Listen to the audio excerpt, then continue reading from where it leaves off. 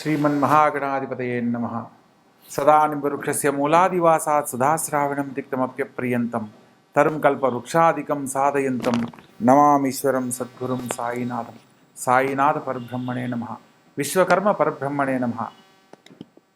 ప్రతి ఒక్కరికి ప్రస్తుత కాలంలో ఎన్నో రకాలుగా జీవితంలో అభివృద్ధి చెందాలని ప్రయత్నం చేస్తున్న ప్రతి ఒక్కరికి కూడా ఒక ఆశ అనేది జ్యోతిష్ శాస్త్రాన్ని ఆధారం చేసుకొని వారి వారి పేర్లను బట్టి రాసుల ప్రకారం కొన్ని జాతకరీత్యా పరిశీలనలో తెలుసుకొని ఆచరించి ఎంతోమంది సక్సెస్ అయ్యి అద్భుతాలు సృష్టించిన వాళ్ళు ఉన్నారు.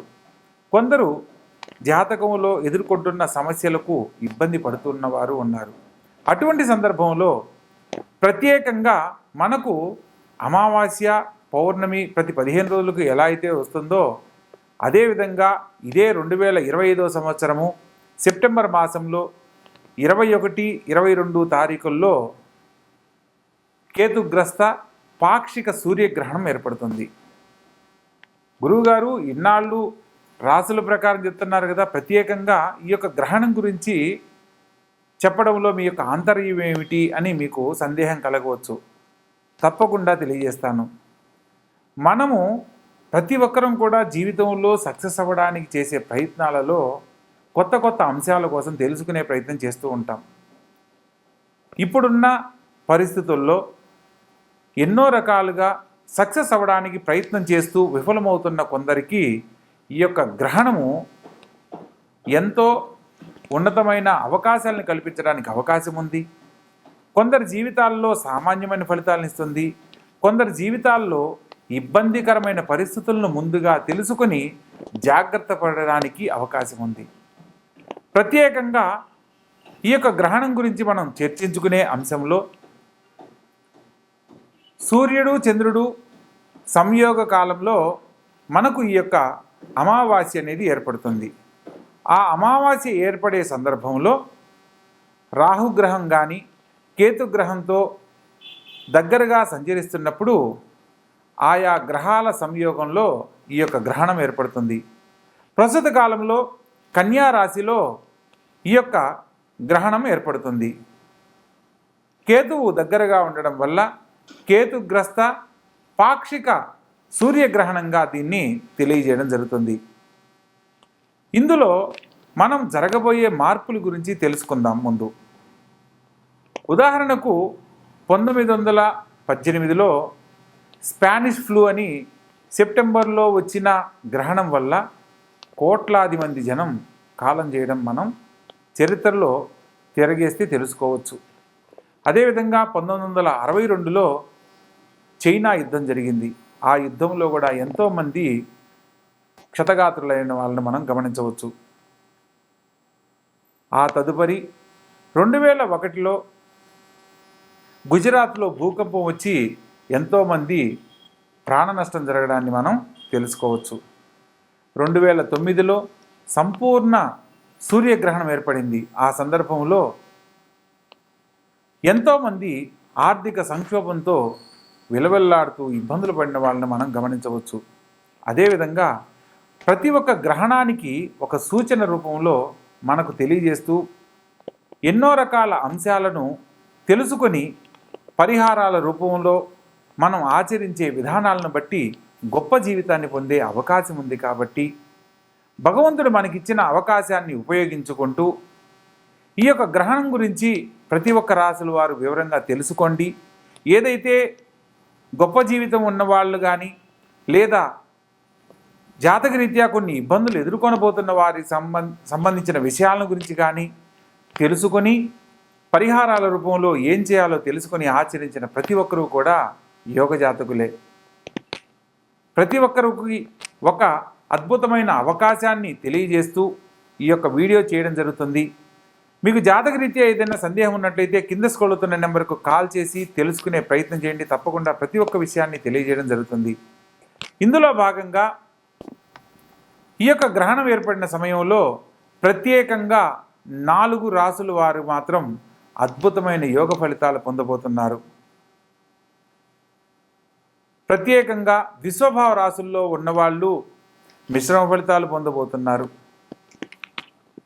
అదేవిధంగా కొన్ని 4 రాసుల వాళ్ళు కొంత ఇబ్బందులు ఎదుర్కొంటూ పరిహారాల ద్వారా ఉన్నతమైన జీవితాన్ని పొందే అనుకూలతను పొందబోతున్నారు. వాటి గురించి వివరంగా ఒక్కొక్క రాసుల వారీగా మనం ఇప్పుడు తెలుసుకునే ప్రయత్నం చేద్దాం. ముఖ్యంగా ఈ సంవత్సరం 2025 సెప్టెంబర్ 21, 22 తారీఖుల్లో ఏర్పడే పాక్షిక సూర్యగ్రహణం, కేతుగ్రస్త పాక్షిక సూర్యగ్రహణం గురించి తెలుసుకునే అంశంలో మన యొక్క భారతీయులకు ఈ యొక్క గ్రహణ దోషం వర్తిస్తుందా, గ్రహణ సూతకం వర్తిస్తుందా లేదా అన్న విషయాన్ని మనం తెలుసుకుందాం. ప్రత్యేకంగా మనకు సూర్యోదయ కాలంలో సూర్యగ్రహణం ఏర్పడితే మనకు భారతదేశంలో అది దోషంగా పరిగణ చేయడం జరుగుతుంది. కానీ ఇతర దేశాలలో అంటే న్యూజిలాండ్, పసిఫిక్ మహాసముద్రం ప్రాంతము, అంటార్కిటికా ప్రాంతము, ఈ సరిహద్దుల్లో ఈ యొక్క గ్రహణం ఏర్పడుతుంది. సూర్యోదయ కాలంలో అక్కడ ఏర్పడుతుంది అని అంటే మనకు రాత్రి కాలం అవుతుంది. కాబట్టి భారతీయులకు ఈ యొక్క సూర్యగ్రహణ దోషం అనేది ఏది వర్తించదు, అంటే గ్రహణ సూతకం అనేది వర్తించదు. కానీ సూతకం ఈ గ్రహణ దోషం వర్తించినప్పుడు మనం ఎందుకు దీని గురించి ఆలోచించాలి అని సందేహం కలగవచ్చు. కానీ గ్రహణం ఎక్కడ ఏర్పడినప్పటికీ కూడా గ్రహణ దోషాన్ని పోగొట్టుకునే దానికి చేసే పరిహారాల వల్ల గొప్ప జీవితాన్ని పొందడానికి అవకాశం ఉంది. అందులో ప్రత్యేకంగా సూర్యగ్రహ సంచారంలో ఈ యొక్క గ్రహణం ఏర్పడుతుంది. కాబట్టి రవి గ్రహానికి సంబంధించిన నక్షత్రాల వాళ్లకు, రాసుల వాళ్లకు కొంత ఇబ్బందికరమైన పరిస్థితులను ఎదుర్కొంటూ గొప్ప జీవితాన్ని పరిహారాల రూపంలో పొందడానికి అవకాశం ఉంటుంది. ఒక్కొక్క రాశుల వారిగా ఇప్పుడు వివరంగా తెలుసుకునే ప్రయత్నం చేద్దాం. ప్రత్యేకంగా ఉన్నతమైన జీవితాన్ని భవిష్యత్తు సంబంధించి ఎప్పటి నుంచో ప్రయత్నం చేస్తూ విఫలమవుతున్న వాళ్ళకి ఒక అద్భుతమైన అవకాశంగా ఈ యొక్క గ్రహణ సమయంలో 4 రాశుల వాళ్ళ గురించి మనం ఇప్పుడు చర్చించుకుందాం. అందులో ప్రధానంగా వృషభ రాశి, కర్కాటక రాశి, వృశ్చిక రాశి మరియు మకర రాశి. ఈ యొక్క రాశుల వాళ్లకు అద్భుతమైన యోగ ఫలితాలు పొందబోతున్నారు. ప్రత్యేకంగా ఈ రాశుల్లో పుట్టిన వారికి ఎప్పటి నుంచో ఆగిపోయిన పనులు మళ్ళా తిరిగి ప్రారంభం కాబోతున్నాయి. విదేశీయాన యోగంలో స్థిరపడాలనుకున్న వారికి నూతన అవకాశాలు రాబోతున్నాయి. కోర్టు ద్వారా పరిష్కారం కాని సమస్యలు పరిష్కరించబడుతున్నాయి.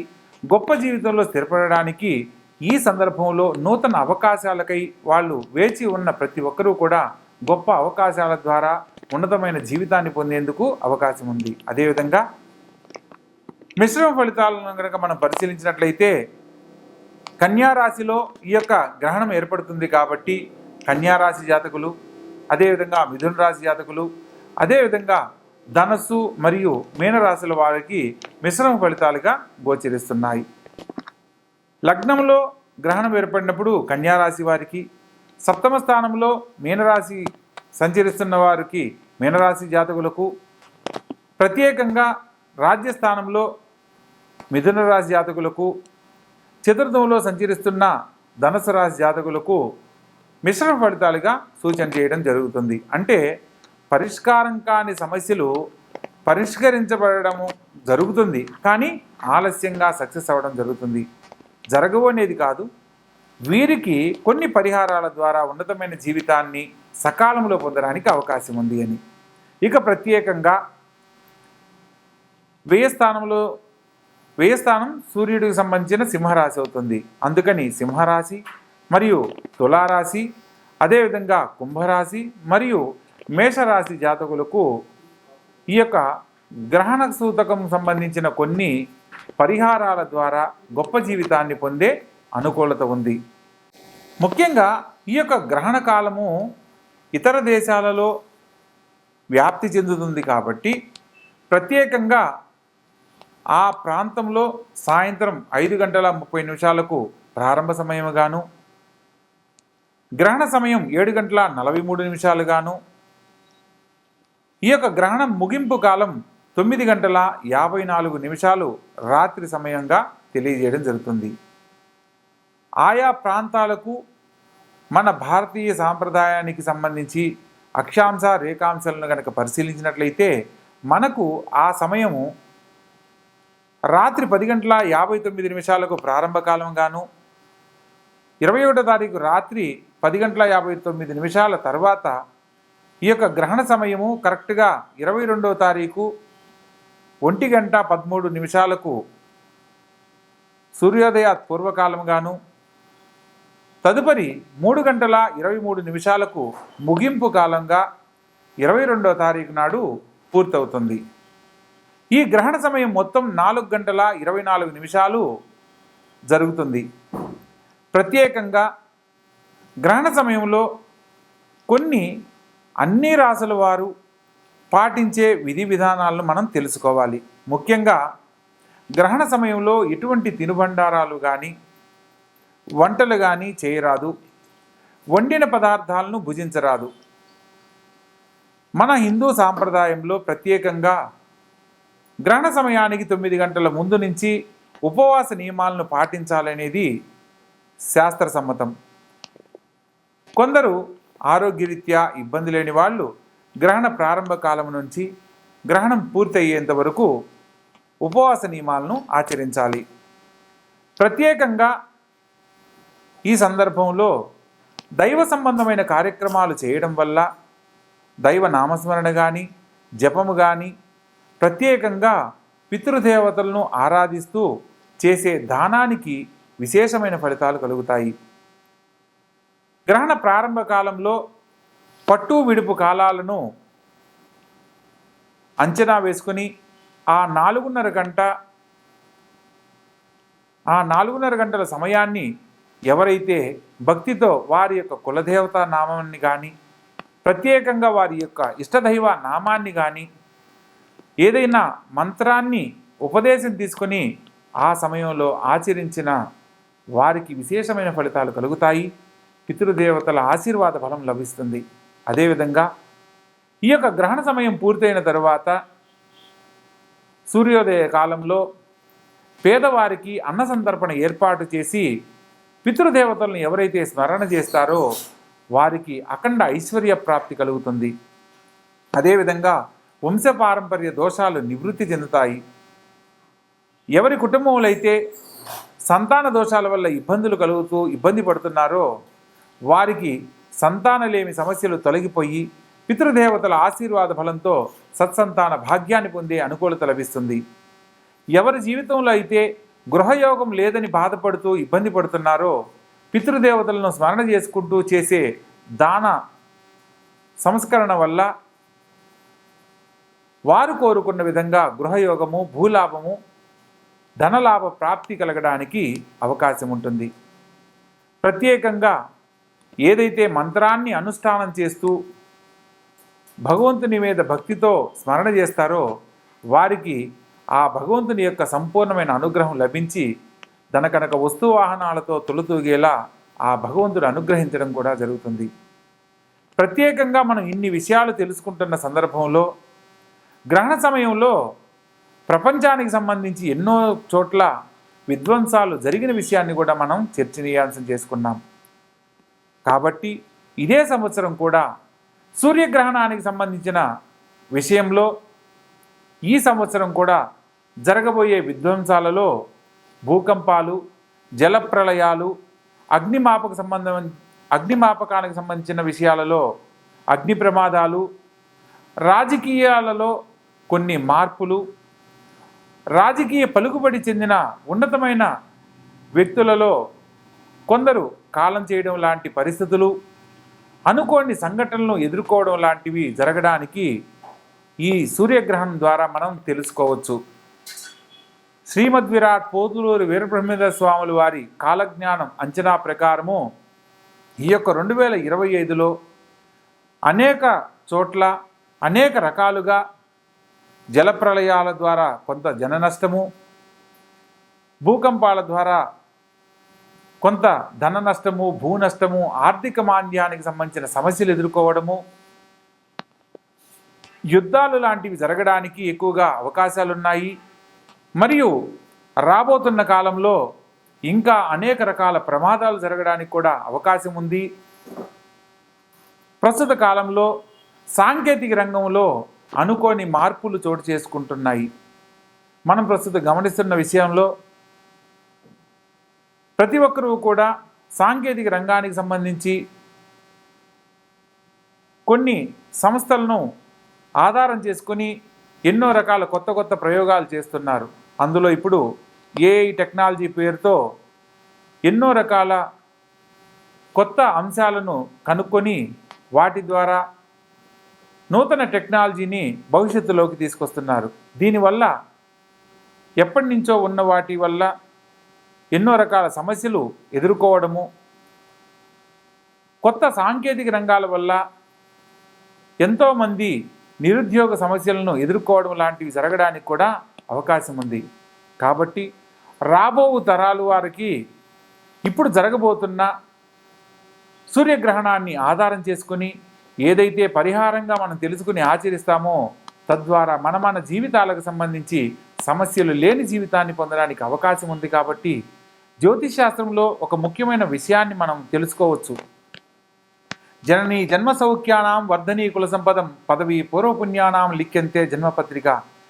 మనము ఈ జనని అంటే ఈ యొక్క భూమి మీద, జన్మ సౌఖ్యానాం ఈ భూమి మీద జన్మించాము అంటే వర్ధనీ కుల సంపదం ఏ వంశంలో పుట్టామో, ఎటువంటి స్థితిగతులు పొందబోతున్నామో, పదవి పూర్వపుణ్యానాం గత జన్మలో చేసిన పాపకర్మ పుణ్య ఫలితాలను ఆధారం చేసుకుని కొన్ని పరిహారాల ద్వారా లిఖ్యంతే జన్మపత్రిక, వాటి గురించి సవివరంగా రాస్తున్నదే ఈ జన్మపత్రిక అని ఎవరి జన్మలగ్న పత్రిక రాయిపోయే ముందు ఈ యొక్క శ్లోకాన్ని లిఖించి తదుపరి వారి యొక్క జీవిత జాతక చక్రాన్ని, లగ్న చక్రాన్ని కట్టడం అనేది జరుగుతుంది. ఆ సందర్భంలో జాతకంలో ఎన్నో రకాల దోషాలు ఉన్నప్పటికీ కూడా ఈ జాతకులు యోగ జాతకులేని రాసి తదుపరి అయినప్పటికీ అని చెప్పి తదుపరి దానికి సంబంధించిన పరిహారాలను ఆచరించినట్లయితే ఈ కుటుంబంలో వీరి తండ్రి దేవత, పితృదేవతలు అందరూ కూడా ఆనందకరమైన జీవితాన్ని పొందుతారనేది మనం తెలుసుకోవచ్చు. ఏదైనా దోషం ఉన్నప్పుడు దోషానికి సంబంధించి మనం పరిహారం చేస్తున్నామా, లేకపోతే సంతానంలో దోషం కలిగింది, మాతృదోషం, పితృదోషం లేదా భ్రాతృదోషం, ఇలా మామగారి గండం, ఇలా రకరకాల దోషాలు ఉన్నాయి. కొన్ని నక్షత్రాల వారికి ఆశ్లేష నక్షత్రం అత్తగారికి కీడు అంటారు, మూలా నక్షత్రం మామగారికి కీడు అంటారు, జ్యేష్ఠ నక్షత్రం భర్త అన్నగారికి కీడు అంటారు, విశాఖ నక్షత్రం భర్త తమ్ముడు గారికి కీడు అంటారు. ఇలా మనకు జాతకంలో పుట్టిన సమయాన్ని బట్టి ఎన్నో రకాలుగా దోషాలు ఉన్నప్పటికీ మనం పరిహారాలు చేసుకుంటూ మన యొక్క జీవితాన్ని గొప్పగా మార్చుకుంటున్నాం. కానీ పనికి రాదని పక్కన పెట్టట్లేదు. జ్యోతిష్ శాస్త్రము అదే చెప్తుంది. జ్యోతిర్ అంటే జీవితానికి సంబంధించిన వెలుగుకు సంబంధించింది, శాస్త్రం అంటే దాని గురించి అధ్యయనం చేయబడింది అని. జ్యోతిష్ శాస్త్రం అంటే మన జీవితాలను గొప్పగా మార్చుకోవడానికి ఒక అధ్యయనం చేయబడిన ఒక శాస్త్రం. దీంట్లో మనం ఎవరైతే తెలుసుకున్నది ఆచరిస్తారో వాళ్ళు మాత్రమే గొప్ప జీవితాన్ని పొందుతారనే అంశాన్ని మనం తెలుసుకోవచ్చు. ఎంతోమందిని ఉన్నతమైన జీవితంలో ఉన్న వాళ్ళని మనం చూసి తెలుసుకోవడానికి అవకాశం ఉన్నది. ప్రస్తుత కాలంలో ఒక్కొక్క రాశుల వారిగా ఏ రాశుల వారు ఎటువంటి స్థితిగతులు పొందబోతున్నారు, ఏ పరిహారాల ద్వారా ఉన్నతమైన జీవితాన్ని పొందబోతున్నారు అన్న అంశాన్ని వివరంగా తెలుసుకుందాం. కన్యారాశి, ప్రత్యేకంగా ఈ యొక్క కన్యారాశి గ్రహణ సమయంలో కన్యారాశిలోని ఈ యొక్క గ్రహణం ఏర్పడడం వల్ల ముఖ్యమైన శుభగ్రహాలకు సంబంధించి రవి, బుధుడు మరియు చంద్రగ్రహ సంచారం జరుగుతున్న కారణంగా ముఖ్యమైన విషయాల్లో తొందరపాటు పనికిరాదు. ప్రతి సందర్భంలో కూడా మాట్లాడే సందర్భంలో ఆచితూచి వ్యవహరించాలి. ధనస్థానంలో కుజగ్రహ సంచారం చేత తొందరపడి మాట్లాడటము తద్వారా కొంత ఎదుటి వ్యక్తుల ద్వారా కొంత వ్యతిరేకతలు ఎదుర్కోవడం లాంటి పరిస్థితులు ఎదురవుతాయి. ప్రత్యేకంగా ముఖ్యమైన విషయాలలో ఖచ్చితంగా తీసుకునే నిర్ణయాలలో అతి సూక్ష్మ జాగ్రత్త అవసరం అన్న సత్యాన్ని తెలుసుకోవాలి. మీకు తెలిసిన పని అయినప్పటికీ కూడా, నేను ఇది చేయగలను అనే సంకల్ప బలం ఉన్నప్పటికీ కూడా మీరు తీసుకునే నిర్ణయాలలో కొంత ఆలోచించి శాంతంగా తీసుకునే ప్రతి నిర్ణయంలో కూడా విజయాన్ని పొందుతారు అని తెలుసుకోవచ్చు. ప్రత్యేకంగా మీ యొక్క కన్యారాశి జాతకులకు దాంపత్య జీవితానికి సంబంధించిన విషయంలో చాలా జాగ్రత్త పడాలి. కారణం లేకుండానే దాంపత్య జీవితంలో సమస్యలు ఏర్పడే అవకాశం ఉంటుంది. మీ ఇద్దరి మధ్య సమస్యలు ఏదైనా ఉన్నట్లయితే మీరిద్దరే చర్చించుకోవాలి తప్ప మూడవ వ్యక్తికి మాట్లాడే అవకాశం ఇవ్వకూడదు. ప్రత్యేకంగా అలా మూడవ వ్యక్తి వల్ల దాంపత్య జీవితంలో సమస్యలు తలెత్తే అవకాశం ఉంటుంది. జీవిత భాగస్వామి అంటే జీవితకాలము ఒకరినొకరును అర్థం చేసుకుంటూ జీవితాంతం సుఖంగా సంతోషంగా జీవించాలి. కాబట్టి ఎక్కడైనా పొరపాట్లు జరుగుతున్నట్లయితే వాటిని సరిచేసుకుంటూ ముందడుగు వేసుకోవాలి. అలా కాకుండా తొందరపాటు నిర్ణయాలతోటి లేదా నేను భర్తని అనే భావంతో భర్త మాట్లాడినా లేదా నేను కుటుంబానికి సంబంధించి ఎంత బాధ్యత వహించినా నన్ను పట్టించుకోవట్లేదని భార్య మాట్లాడినా అవి వాగ్వివాదాలకు దారితీసే అవకాశం ఉంటుంది.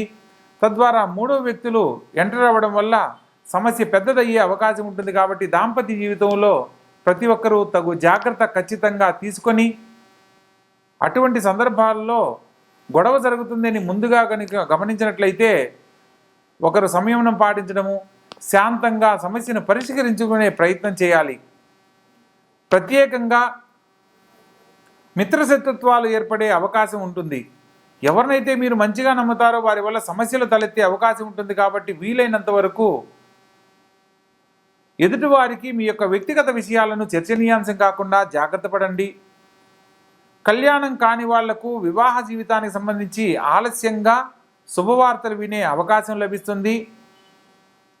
కానీ గురుబలం అనేది అనుకూలంగా ఉండడం వల్ల కొంత ఎప్పుడైతే మీరు అధిక శ్రమతో శ్రమిస్తారో తద్వారా శుభ ఫలితాలు ఆలస్యంగానైనా వినడానికి అవకాశం ఏర్పడుతుంది. ప్రత్యేకంగా అనవసరమైన ఖర్చులు ఎదురవుతాయి. కొన్ని సందర్భాలలో నాకు ఎందుకు ఈ జీవితం, అసలు నాకు ఈ జీవితం అవసరమా, నేను అనుకున్నది జరుగుతుందా కాదా, ఈ పని చేయగలమా లేదా, చేస్తామా వద్దా అనే సందేహాలతో నిబిడీకృతమై ఉంటుంది. కాబట్టి వీలైనంత వరకు లోన్లీగా ఉండడానికి అస్సలు ప్రయత్నించకండి.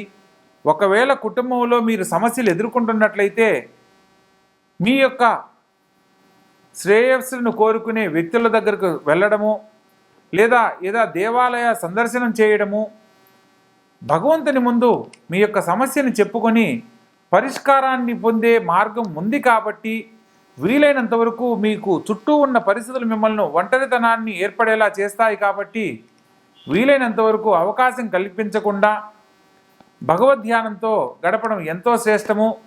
ప్రత్యేకంగా విష్ణు సంబంధమైన భగవంతుని ఆలయ సందర్శనం మీ భవిష్యత్తుకు సంబంధించి తీసుకునే ప్రతి నిర్ణయంలో కూడా శుభ ఫలితాలను అందజేస్తుంది. ధర్మానికి కట్టుబడి ఉండాలి. బుధవారం నాడు శ్రీరామచంద్ర ప్రభువుల వారు ఆలయాన్ని సందర్శించి సీతా సమేతుడైన ఆ శ్రీరామచంద్ర ప్రభువుని దర్శించి మనసులో ఉన్న కోరిక కనుక చెప్పుకున్నట్లయితే మీరు ఎదుర్కొంటున్న సమస్య నుంచి బయటపడే మార్గం చక్కగా ఏర్పడుతుంది. ప్రతి బుధవారం నాడు శ్రీరామచంద్ర ప్రభువుల వారి ఆలయ సందర్శనం చేయండి. ప్రత్యేకంగా రాముల వారిని సీతా సమేతుడైన శ్రీరామచంద్ర ప్రభువుల వారి దర్శనాన్ని చేసిన ప్రతినిత్యము శ్రీరామ శ్రీరామ అని శ్రీరామ తారకనామ మంత్రాన్ని నిరంతరం స్మరణ చేస్తున్న అత్యద్భుతమైన ఫలితాలు పొందుతారు.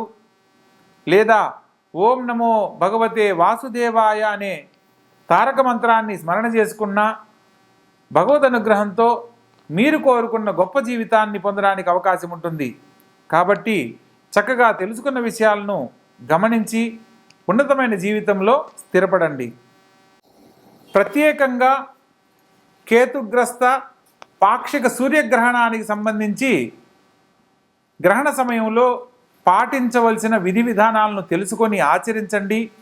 దైవ బలంతో మీరు కోరుకున్న గొప్ప జీవితంలో స్థిరపడండి. ప్రత్యేకంగా ఈ సమయంలో గ్రహణ సమయాన్ని మీరు సద్వినియోగపరుచుకోవాలి. అవకాశం ఉన్నంత వరకు స్నానమాచరించి గ్రహణం విడుపు కాలంలో గ్రహణం పూర్తయిన తరువాత అన్న సంతర్పణ కార్యక్రమాలు పేదవారికి ఏర్పాటు చేయడం వల్ల పితృదేవతల అనుగ్రహం లభిస్తుంది. గ్రహణ సమయంలో ఇష్టదేవతారాధన కులదేవతారాధన చేయడం ఎంతో అత్యుత్తమమైన మార్గంగా చెప్పడం జరుగుతుంది. ప్రత్యేకంగా మీకు కులదేవత తెలియకపోయినా ఓం నమశివాయని శివపంచాక్షరి మంత్రాన్ని పఠించిన అపమృత్యు దోషాలు తొలగిపోతాయి. దైవబలంతో అనేక రకాల ఉన్నతమైన జీవితాన్ని పొందడానికి అవకాశాలు ఏర్పడతాయి. ప్రతి ఒక్కరి జీవితంలో ఎదుర్కొంటున్న అనేక రకాల సమస్యల నుంచి బయటపడడానికి ఈ యొక్క గ్రహణ సమయం కూడా మనకు ఉన్నతమైన జీవితాన్ని అందిస్తుంది అన్న సత్యాన్ని తెలుసుకొని నడుచుకోవాలి. ప్రత్యేకంగా గ్రహణ సమయంలో ఎటువంటి తినుబండారాలు భుజించరాదు. గర్భిణీ స్త్రీలు గ్రహణ సమయంలో బయటికి రాకూడదు. ప్రత్యేకంగా మనకు భారతదేశంలో రాత్రిపూట జరుగుతున్న ఈ యొక్క సూర్యగ్రహణ కారణంగా భారతదేశానికి గ్రహణ సూచన గ్రహణానికి సంబంధించిన సూతకం ఉండనప్పటికీ ఆచరించే విధానాన్ని బట్టి మనకు సత్ఫలితాలు పొందే అవకాశం ఉంది. కాబట్టి ప్రతి ఒక్కరూ ఆచరించండి, ఆనందకరమైన జీవితంలో జీవించండి. సర్వే జనా సుఖినో భవంతు. శుభం భూయాత్.